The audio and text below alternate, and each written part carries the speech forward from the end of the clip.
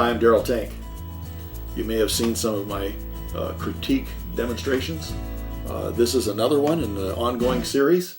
This one is a mother and a baby, I would think. And let's go ahead and get started. In this picture, I just want to address some very simple things. I'm not going to go all over and reconstruct everything. I think it's a great drawing. And again, as I said many times, the main thing is to have fun. And it looks like whoever did this enjoyed it. It was probably a very meaningful picture. And I'm excited about being able to maybe show you a few tips that you can take it to the next level. Let's go ahead and look at some of these things that might help us pick out a few things that will help in the construction, the shape, give us some reference points that we can then use for other things. I like to keep from having a line represent an edge.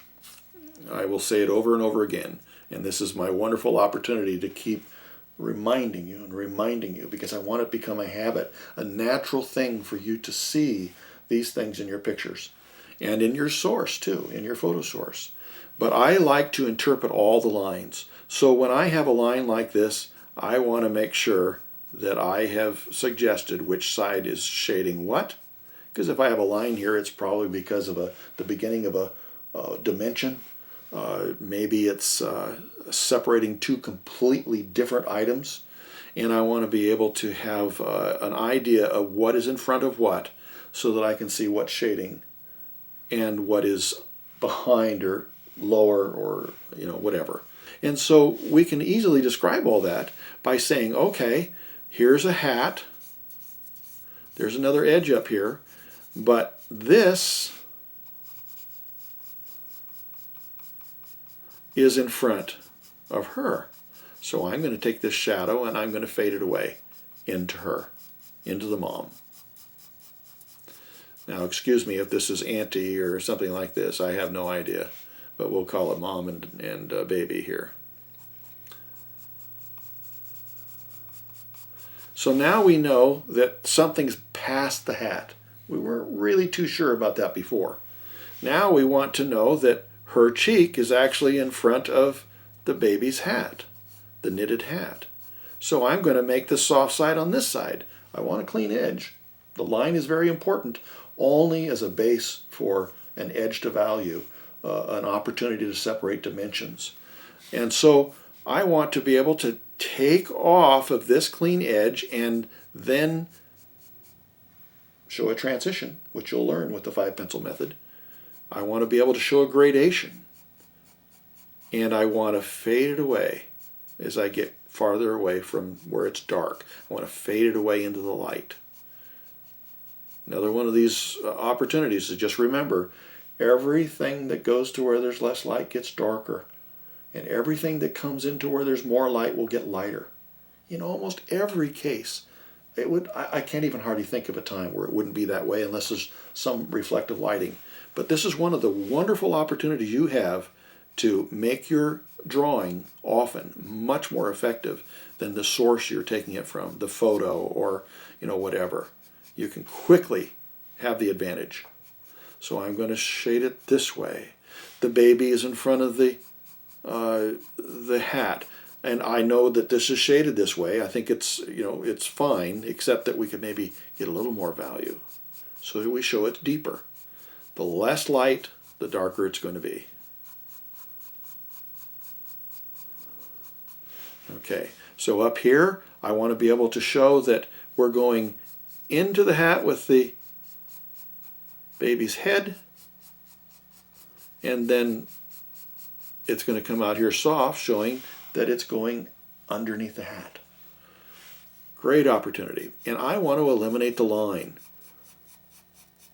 I'm not going to be able to eliminate every one of these because some of these lines are dark, but I want to just keep reminding you because I think this is, again, one of the best opportunities you have to catapult your drawing into a whole nother level. So now there are some things that you might notice that are missing. And if I use this pupil as a guide, I'm going to put this in the center with a soft edge. And then I'm going to show again where the eye disappears underneath the eyelid. And I'm going to fade that down. I'm going to pretend like I have, well, I'm not going to pretend. This is actually an opportunity to shade the eyeball, the eyelashes, the eyelid, the brow, all those things cause there to be less light as this eye goes up and underneath the eyelid. And change the angle on a couple things. I want to be able to not have, have to depend on just a line here. So I'm going to come and make my eyelashes come out. Kind of transforms that line now. And I want to have this come down, and these are actually probably eyelashes coming out this way. Probably a little bit of what we think is shadow here, but we can't tell, and that's fine. Every once in a while it's nice to have something that is just a little mysterious, and it doesn't always have to be well described. Sometimes you can get so involved with trying to do something correctly in the way of anatomy, and because you don't know anatomy, it looks pretty goofy. And sometimes we can get away with much less. And as they say, less is more often. So sometimes simplicity is very good. But you're seeing I'm setting a tone here. And I'm going to now look at a lot of things in relationship to that value. That value is the same thing I'm going to be able to do with this baby's pupils, or the baby's pupils. The sparkle in this eye would be something I'd eliminate quickly. I don't want it in the middle of my pupil. I want to be able to fill that in. I'm going to put the pupil somewhere else. Okay. Let's go over here and now catch up on this other one of Mom's eye here. Let's go ahead and make sure that the pupil's in the center. It was way over to one side, and she's looking at us, so we want this to be very symmetrical. I want to be right in the center of this round iris. Now I'm going to go ahead and show where it goes underneath. Everything gets lighter when it comes to where there's more light. So it comes down and out of that shaded area. It's going to be lighter and lighter and lighter. That's why I often tell people just to say it in your mind, if nothing else. Lighter, lighter, lighter. It might sound kind of crazy, but I'm trying to get you to think about some of these things, because you never want to pass up the opportunity to have some of these effects. Now, I can't construct everything, but I think you can probably see what I'm trying to do here in a few instances. This is going to give me the opportunity to maybe darken this up a little bit now that I've got that value in there.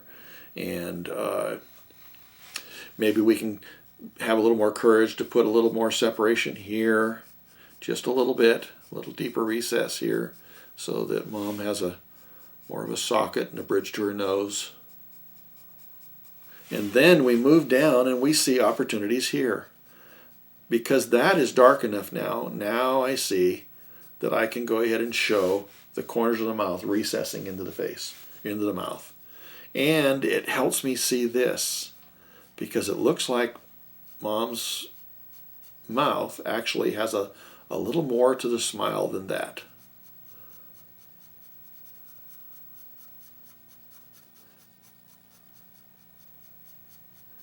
It's not really an edge to the lip as much as it is just showing a deeper place where there's less light.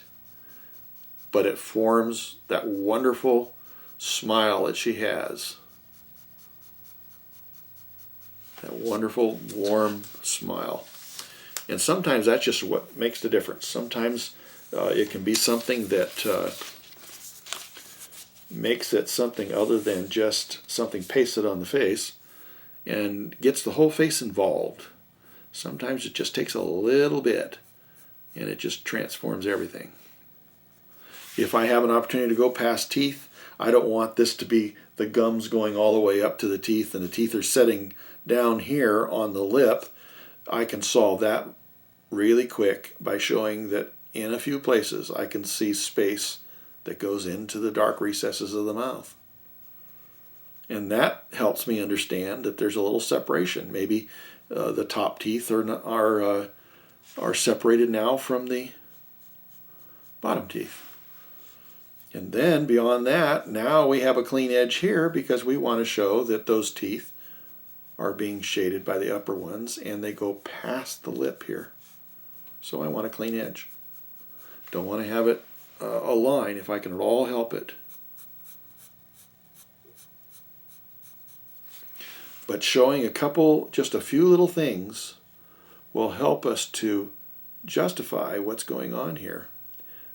Our brains just need a little bit of a hint, and it just interprets everything just wonderfully after that. Yeah, I should have figured out some of these. You want to count teeth. I don't know how many times over the years I've ended up with more teeth than I needed. Or maybe too few. So you count. Nothing wrong with that.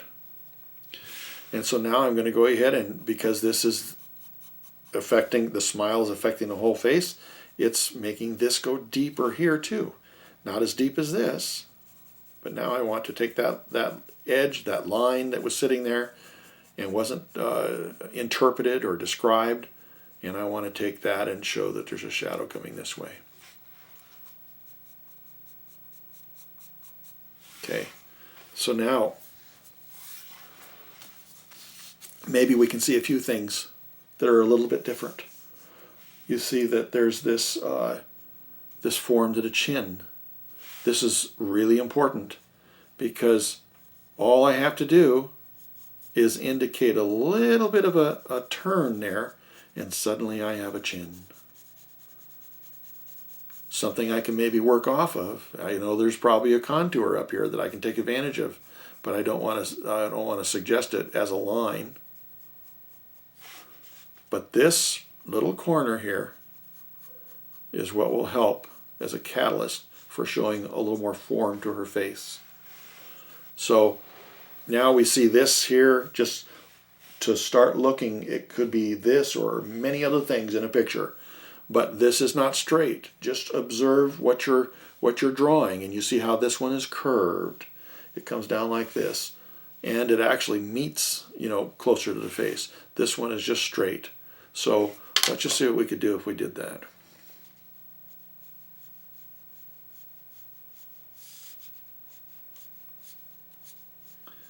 And the reason that some of these things become important to me is because I can always see something else in relationship to that. And it just helps me to start doing a better and better job of constructing my picture, to getting good proportions, to be able to see the perspective and the dimension and all those things that are going to make your picture so special and help it have impact when people look at it.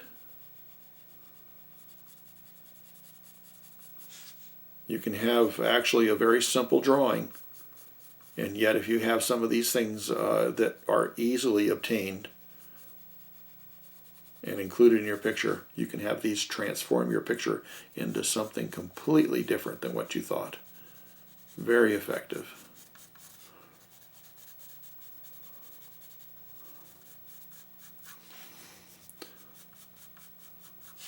Okay, so now I could come in here. I don't want to get too dark. And one of the things you have to be careful with is to build up the values like I've talked about. You don't want to just start adding dark because you think, well, it needs to be dark. I'm just going to go as dark as I have to, or I can, because you always want to be able to have something a little darker so that even within black areas and very dark areas, you can show contour and depth. So let's look at a couple more things and we'll put this away here. No, I can't. It's very difficult to make it so you can see everything in here. These lines, I know it's a quick and easy way to get an initial drawing going, but I just want to encourage you to interpret your lines.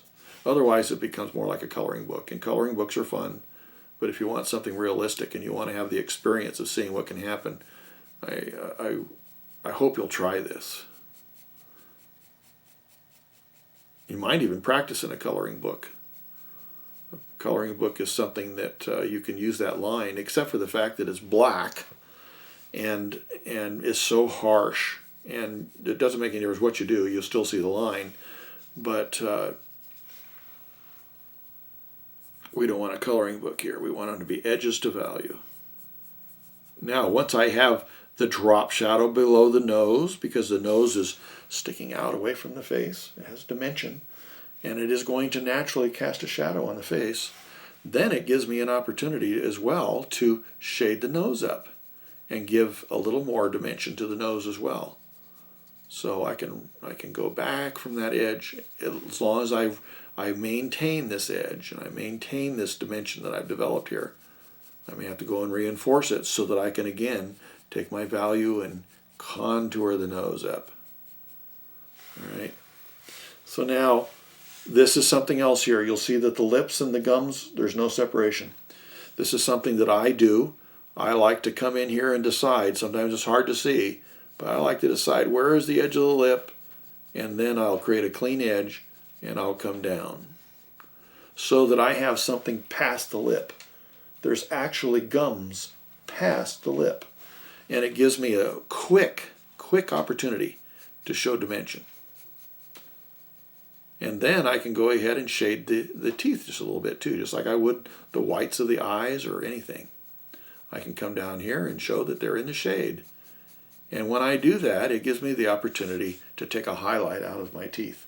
Sometimes it gets very difficult to have enough value to show dimension in the teeth, and you don't want to try too hard. You want to kind of let it happen all by itself without having to draw too much. But it's very easy to end up with teeth that look pretty scary because they have dark lines in between, and this way we can create enough value around them that they will just naturally contrast over time with the rest of the face, the rest of the values you have in there. And then I have an opportunity to add a little value here and there because I want to be able to show that this is a round set of teeth. The ones in the front are forward. The ones that are going back into the mouth are in there where there's less light again. So I can put a little value in some of these places, showing that they actually do indeed go back in towards the mouth. So let's take a look a little bit more at the baby here, and then I'm going to put a highlight. I'm going to put a highlight in the eyes.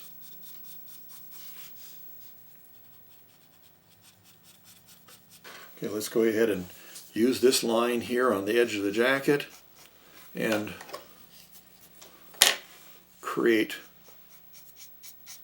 use that as an edge to value so that we have that line interpreted. We don't want to just have a nondescript line there. And then we can take the mouth and we can show that the top lip is shading the bottom lip. And I want to be able to come over here and watch this go back and behind the hood of this jacket or collar or whatever it is. And when I have a chance to conclude something like this and show an ending, it gives me a wonderful opportunity to demonstrate depth.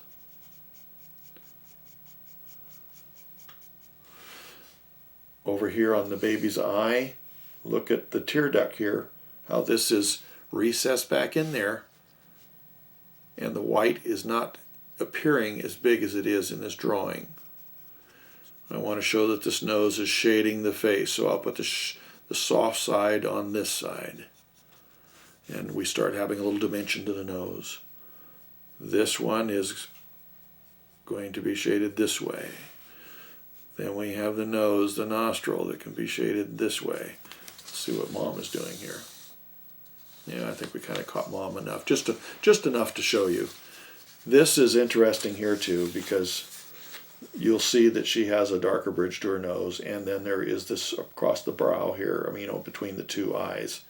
And that's very normal to have a little bit of a recess there, and it keeps everything from becoming flat, because everything is the same color will be flat. And if this is part of a common contour in a person, we don't necessarily want to leave that out. And when I start looking at this thing, I see maybe the eyelashes as I look, or the eyebrows. As I look up here, I see that these quit. As I look up here, they're way over here. So maybe we can put a little more here. This changes the construction of her face as well. I can use my tapered stroke in here. Just a little bit of an idea of what you can do to make sure that things are placed in your picture properly. And if it's shaded, you can push them back. And if it's a highlight and something out in front, you can pull it forward. And you can have this opportunity to place things where you want so that you're in control of your drawing. And you'll have a lot better interpretation besides. Let's go ahead and see what we started out with. And maybe you can see, some of the difference. There's maybe a little difficult to see the whole thing, but let's go ahead and put the baby out here. Maybe it's enough that you can get a little bit of an idea. This comes across as quite bright. We should push that back. It's being shaded by mom's cheek. And so those kind of things we have control over. Don't hesitate to use some of these principles. And again, go to 5pencilmethod.com and take advantage of those free lessons. It'll help you understand and be able to gain confidence as you see how well they can enhance your pictures. So I hope you have fun drawing. I enjoyed being able to show you something with this portrait. See you in the next demo.